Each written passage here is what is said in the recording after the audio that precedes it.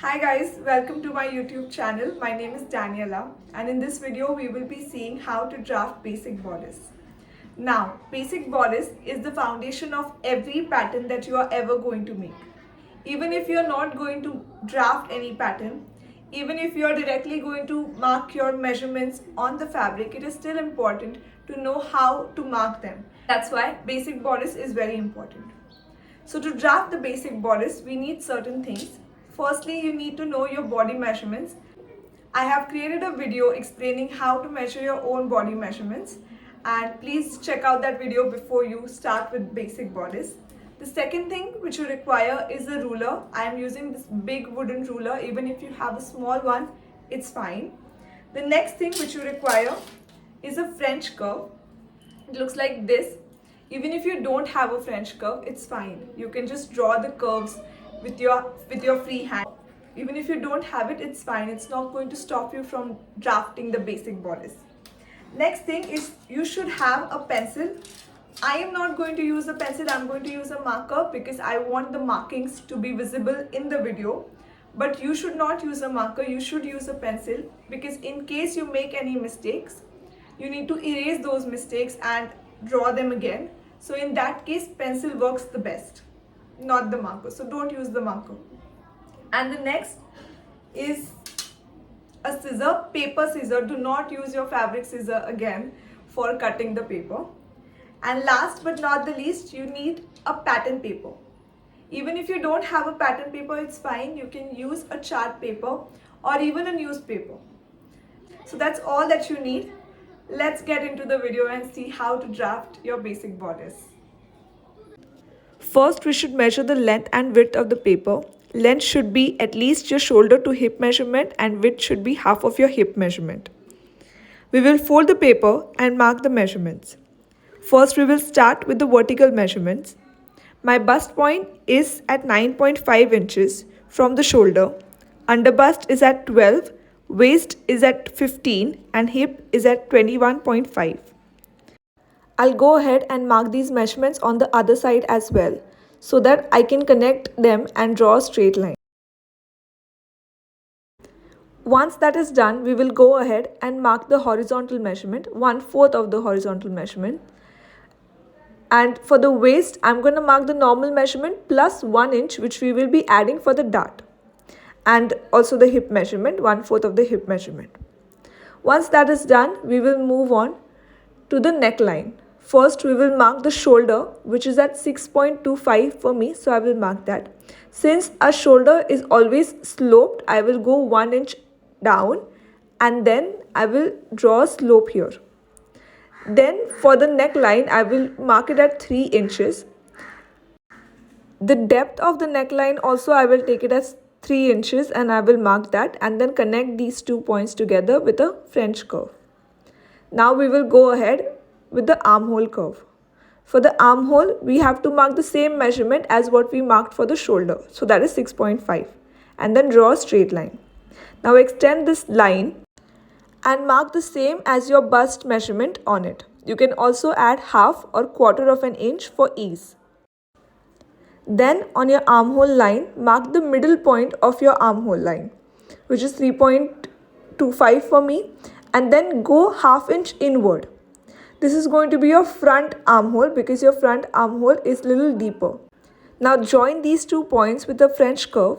Even if you don't have a French curve, you can do it with hand, but make sure it is curved.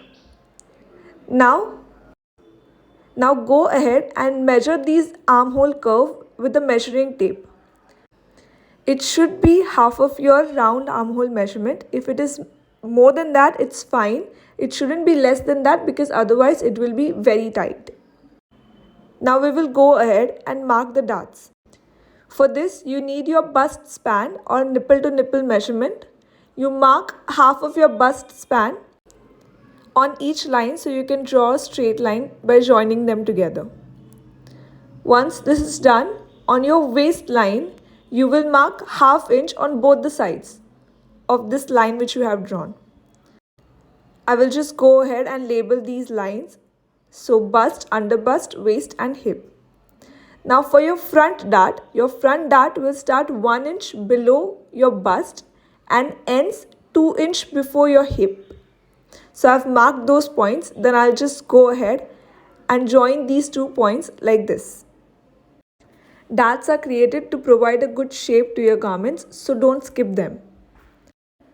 After this, we will just go ahead and join the horizontal measurements like this. I will also add a single notch to the armhole to indicate that it's a front armhole.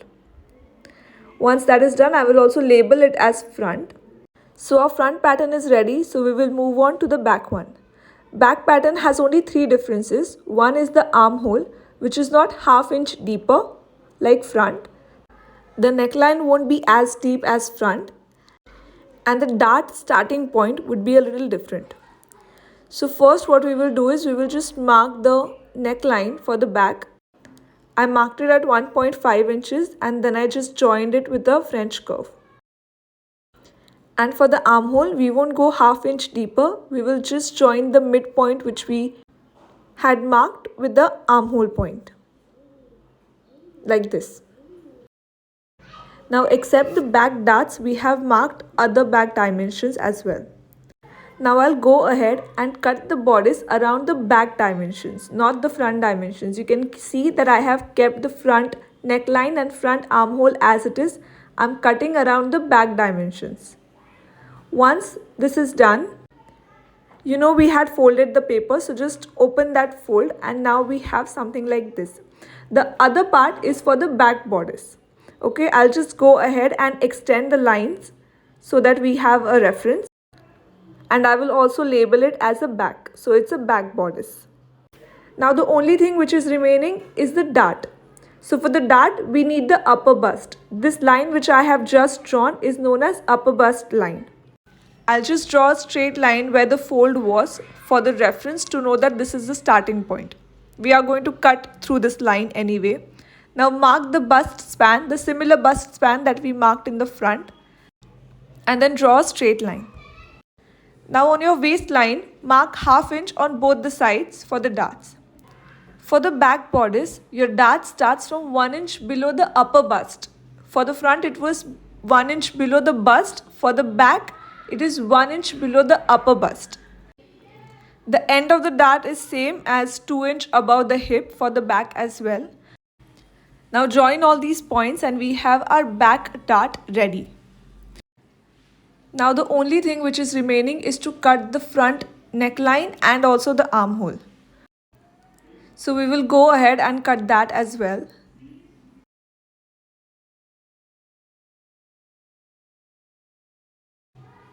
And once that is done, we will separate the front and the back bodice.